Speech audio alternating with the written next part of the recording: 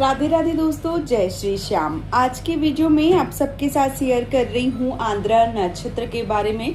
साल 2026 में आंद्रा नक्षत्र जो है वो कब से प्रारंभ हो रहे हैं, जो एक भोजन बनता है बिहार का वो कब बनेगा, और उस भोजन में दाल वाली पूड़ी होती है वो बनती है, खीर बनती है, आम खाया जाता है, और जो परंपरा के अनुसार पूजा अर्चना है वो की जाती है। तो वो कब करेंगे, किस दिन करेंगे, इस वीडियो में संपूर्ण जानकारी आप सबके साथ शेयर करूंगी। तो चलिए वीडियो को कर लेते हैं शुरू और जान लेते हैं आंद्रा नक्षत्र के बारे में समस्त महत्वपूर्ण जानकारी। तो सूर्य का आंद्रा नक्षत्र में प्रवेश साल 2026 में कब होने वाला है, प्रभाव, धार्मिक मान्यताएं और उपाय क्या होने वाले हैं, चलिए जान लेते हैं। सनातन धर्म और वैदिक ज्योतिष में सूर्य देव का प्रत्येक नक्षत्र में प्रवेश विशेष महत्व रखता है। जब सूर्य मिथुन राशि के आंद्रा नक्षत्र में प्रवेश करते हैं तो इसे अत्यंत महत्वपूर्ण और खगोलीय धार्मिक घटना माना जाता है। आंद्रा नक्षत्र के जो स्वामी हैं वो हैं राहु, तथा इसके जो सृष्टता देव हैं वो हैं भगवान रुद्र यानी भगवान शिव। इसलिए सूर्य का आंद्रा नक्षत्र में प्रवेश केवल एक ज्योतिष घटना नहीं है, बल्कि प्रकृति, मौसम, कृषि के लिए सबसे ज्यादा मानव जीवन पर जो प्रभाव है वो डालने वाला होता है। आंद्रा नक्षत्र है क्या? तो आंद्रा नक्षत्र वैदिक ज्योतिष का छठा नक्षत्र है। इसका विस्तार मिथुन राशि में 6 अंश 40 कला से 20 अंश तक माना जाता है। आंद्रा का शब्द होता है गीला या आंसू से भरा हुआ। यह नक्षत्र वर्षा, परिवर्तन, संघर्ष के बाद नई शुरुआत की प्रकृति से पुनर्जन्म का प्रतीक माना गया है।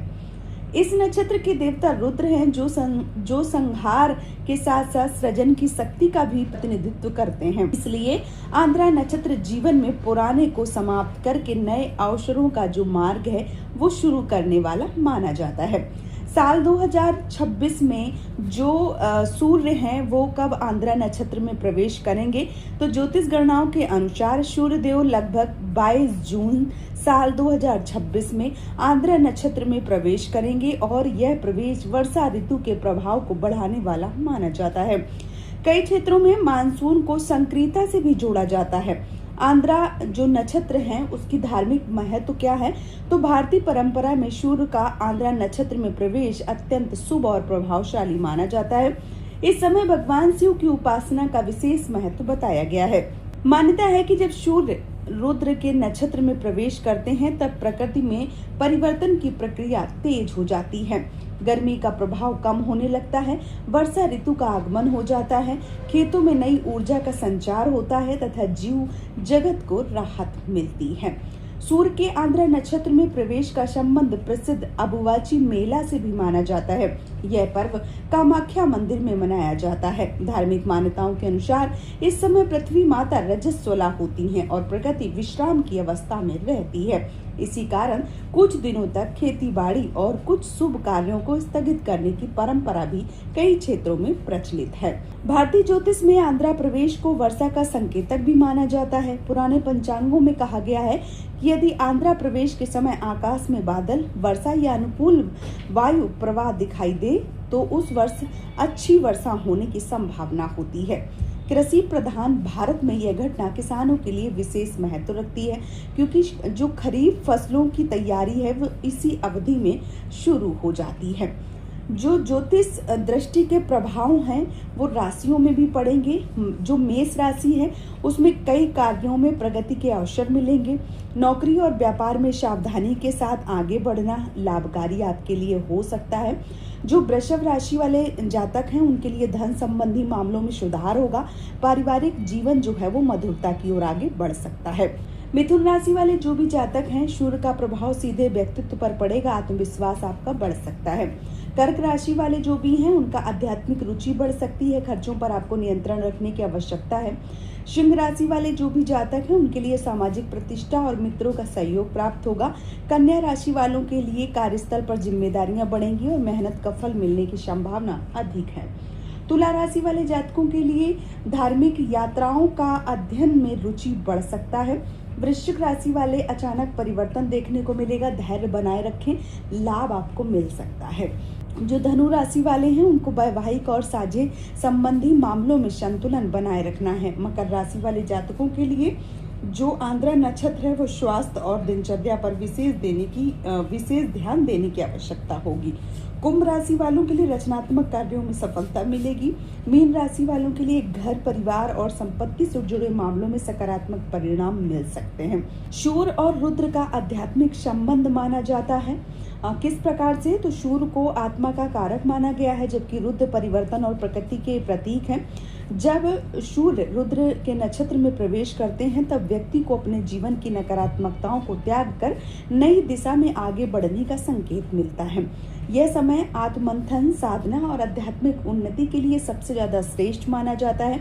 इस दिन किए गए जो भी कार्य हैं, जैसे भगवान शिव का जलाभिषेक, महामृत्युंजय मंत्र का जाप, जो रुद्राष्टक का पाठ है, सूर्यदेव को अर्घ देना, गरीबों को अन्न वस्त्र दान देना, गौ सेवा, पीपल या वृक्ष की सेवा, आंध्रा प्रवेश के समय विशेष पूजा अर्चना करना और इसके बाद शिव मंदिर में जाना, शिव भगवान की पूजा अर्चना करना, रुद्राभिषेक करवाना बहुत ही ज्यादा शुभ माना जाता है। इसके साथ ही साथ जो भी गर्भवती महिलाएं हैं उनके लिए ऐसी धार्मिक मान्यता है कि इस अवधि में उनको शिव मंत्रों का श्रवण करना चाहिए, सकारात्मक विचार रखना चाहिए, धार्मिक ग्रंथों का अध्ययन करना चाहिए, सात्विक भोजन ग्रहण करना चाहिए, क्रोध और तनाव से बचना चाहिए।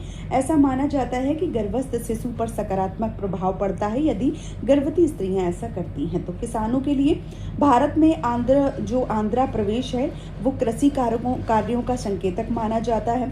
इस समय कई किसान इस समय वर्षा की स्थिति को देखकर मौसम का अनुमान भी लगा सकते हैं। अच्छी फसल होती है, जैसे मक्का, बाजरा या खरीफ वाली जो फसलें होती हैं उसमें तेजी देखने को मिलती है। तो जो कुल मिलाकर आंद्रा नक्षत्र होता है वो बहुत ज़्यादा शुभ माना जाता है। आंद्रा नक्षत्र में आप विशेषकर सूर्य भगवान की पूजा और भगवान भोलेनाथ की पूजा जो है वो कर सकते हैं। इसके साथ ही साथ बिहार में आंद्रा नक्षत्र की जो मानसून की शुरुआत होती है तो एक विशेष प्रकार की थाली बनाई जाती है जिसे मानसून के स्वागत और अच्छी सेहत के लिए भगवान को भोग लगाया जाता है। आंद्रा की जो थाली होती है उसमें दाल वाली पूरी बनती है, चने की दाल मसालेदार जो पूरी है वो बनाई जाती है। इसके साथ ही साथ चावल और दूध से बनी खीर बनती है, आलू की तली या रसेदार सब्जी बनती है और इस थाली में पके हुए रसीले आम शामिल होते हैं। इस त्योहार का व्यंजन, ये जो त्योहार होता है बिहार में बहुत ज़्यादा खास होता है सभी बिहारियों के लिए और ये जो थाली है ये बनती है। फिर इसके साथ ही साथ जो भगवान होते हैं उनको भोग लगाया जाता है और फिर पूरा परिवार भोजन जो है वो करता है। दोस्तों, जो आंद्रा नक्षत्र है वो 22 जून को लग जाएगा और रात्रि को लगेगा 8:27 से और 6 जुलाई को समाप्त हो जाएगा आंद्रा नक्षत्र। तो इसी दिन मतलब इन 22 जून से लेके 6 जुलाई तक ये जो दाल वाली पूड़ी है ये बनती है। आप किसी भी दिन पूड़ी दाल जो है वो आंद्रा की थाली बनाकर भगवान भोलेनाथ को और अपने घर में जो भी देवी देवता हैं, कुल देवता हैं, गौ माता हैं, सबको भोग लगाइए और आंद्रा जो थाली है और उस थाली का आनंद प्राप्त कीजिए। तो उम्मीद करती हूँ आंद्रा के बारे में आपको संपूर्ण जानकारी मिल गई होगी। वीडियो यदि पसंद आया है तो आप हमें सपोर्ट कीजिए इस चैनल को सब्सक्राइब करके और वीडियो को लाइक करके। आज का ये वीडियो मैं यहीं पे समाप्त कर रही हूँ। बहुत जल्दी मिलूंगी आप सबको एक और नए वीडियो के साथ में। तब तक के लिए जय श्री श्याम दोस्तों, राधे राधे।